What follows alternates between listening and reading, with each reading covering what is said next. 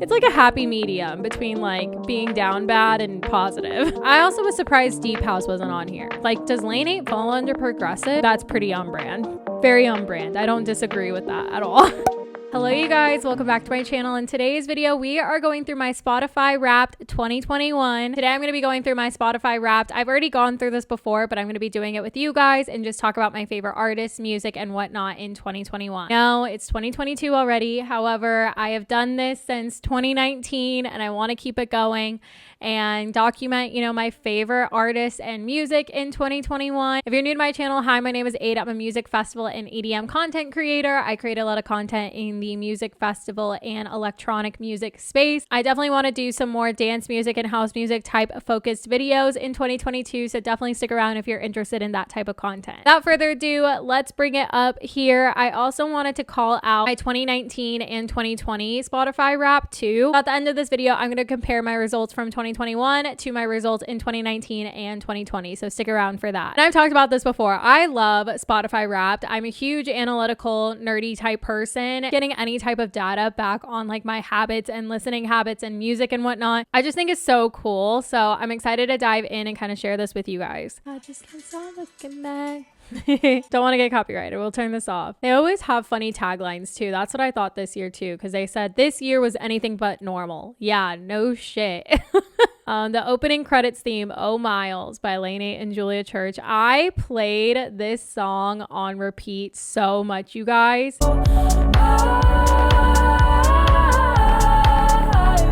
Yeah, it was on repeat. I definitely knew that. The song playing as you proclaim your love in the rain, Favorite Crime by Olivia Rodrigo. All the things I did just so I could call you mine. Love Olivia Rodrigo. I think she's such a cute person and I love her music. But Favorite Crime, I don't know what it is about that song. The emotion, the vocals, just everything about that song. It hits deep, honestly. The song playing as you face off against your rival dance crew. Tell Me It's True. I don't know if that's a dance crew type song. That's such a feel-good house track by Gorgon City. Another one that I was playing on repeat a lot when that first came out. Tell me it's true. You tell me it's true. You tell me it's true. You tell me it's true. It just felt like such a hopeful song. And I loved Gorgon City's new album, Olympia. That song was so good. You spent 26,787 minutes listening. That's more than 80% of other listeners in the US. I'm curious what it was for the other years. I'll have to go back and look and see. I was playing a lot of YouTube sets and SoundCloud mixes this year. So I feel like every year it's kind of going further and further down just because I like having full mixes and sets and stuff. That's more than 80% of other listeners. So I'm a part of the top 20%. Not a flex really, but... Well, everyone was trying to figure out NFTs where you had one song on repeat. Oh Miles by Lane 8. I knew it. I honestly had a feeling it was going to be this song. So number one was Oh Miles by Lane 8, Julia Church. You guys know I'm a big Lane 8 stan, as seen here. Number two was Nightfall by Hot Since 82.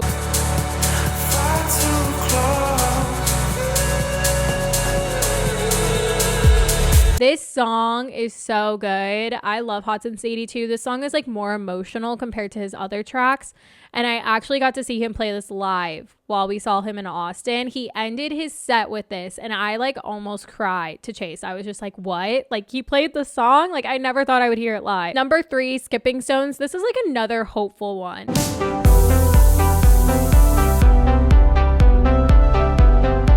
I'm not saying I had some bad times, but there was some times where I was like down bad this year. And Skipping Stones was one of the songs I would play because it would just have me feeling hopeful about things. I'm like, okay, things are going to get better. Another song that did that didn't make this list was Look at the Sky by Porter Robinson. Like that song is just so hopeful. And then number four was Tell Me It's True, Gorgon City. That's another one that I feel like was very hopeful for me. And I would just put that on when I was having a bad day. And then number five, You Done Enough by Gorgon City. This is like the ultimate breakup anthem. With all that you've done, I think you've done enough. I didn't go through a breakup this year, but like, I don't know. It was just so emotional and raw. And it's just like, you've done enough. Like, boy, bye. You know what I mean?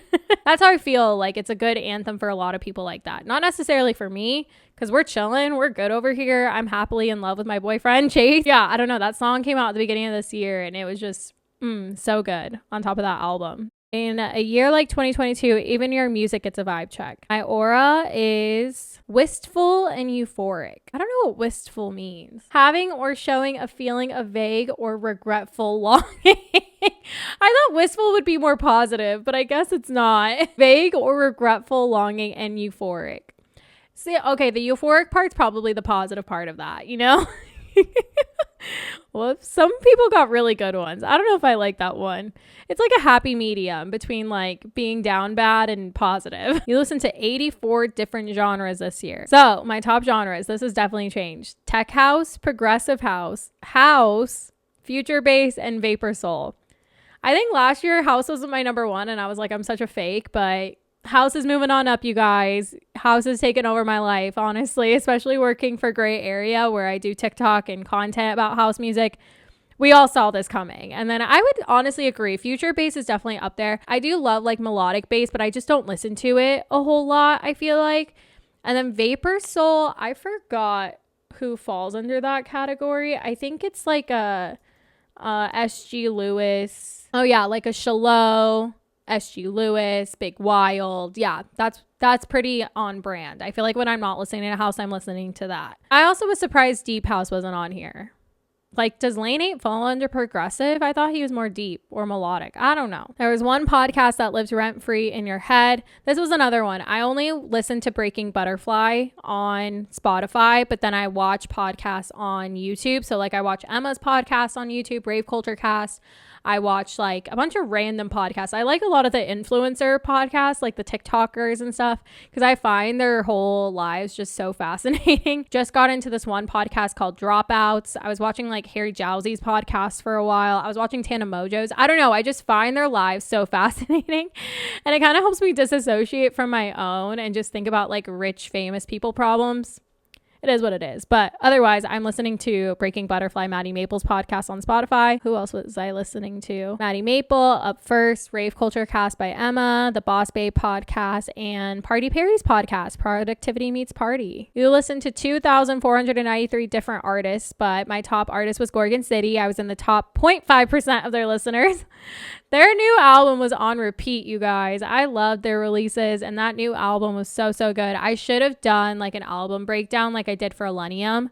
I'm definitely going to do that for Lane 8's album when it comes out. I think my top artists. So Gorgon City number 1, Lane 8 number 2, Annabelle Englund number 3, my queen, Sultan Shepherd number 4, and number 5, Hot Since 82. That's pretty on brand. Very on brand. I don't disagree with that at all. I feel like I would also add to this like artists that I was really watching like on YouTube, like John Summit I was watching a lot. Ben Beaumare was another artist. Cream was another one. There's like a lot of artists that I was watching their sets on YouTube a lot of the time. Let's compare it to 2019 first. So my top artists were Odessa, Illenium, Billie Eilish, The Chainsmokers, and Lane 8. So Lane 8 has been moving on up, honestly. And none of these other ones are on here. 2019 was like a year. I was going to a lot of festivals that year. I don't know why The Chainsmokers was on there, honestly. Hung Up, Closer, Blame, In the Name of Love, Cold Water.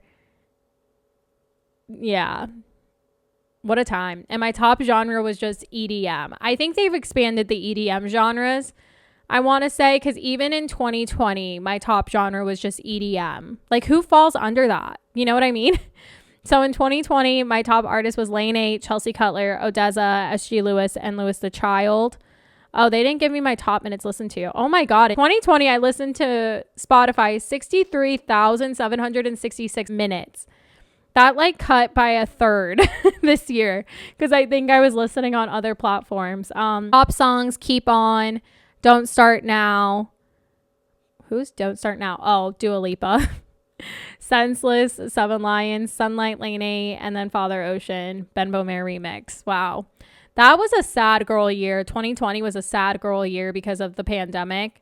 And I also was shuffling a lot, so I think that also contributed to it. I wasn't shuffling as much this year. Very interesting to see the growth. I'm very curious to see how 2022 plays out, but if you did a Spotify Wrapped or you know your favorite artist, definitely leave me a comment down below. Like I said, it was pretty on brand. It was a very housey year. I feel like I'm still transitioning to like other stuff just because of the work I do with Gray Area. If you guys haven't checked out their website, Instagram, TikTok, and everything like that, I will link that down below. Our goal is to unite the international house community and just really help people learn more about house music and connect with artists and stuff like that. So it's been super fun to work on that, and I'm excited to continue working with them in 2022. I hope you guys enjoyed this video. Like I said, I really just wanted to document this on my channel because I want to keep doing it every single year, and I love that Spotify does this for us. So if you did like today's video, feel free to give it a thumbs up, hit that subscribe button to vibe with me.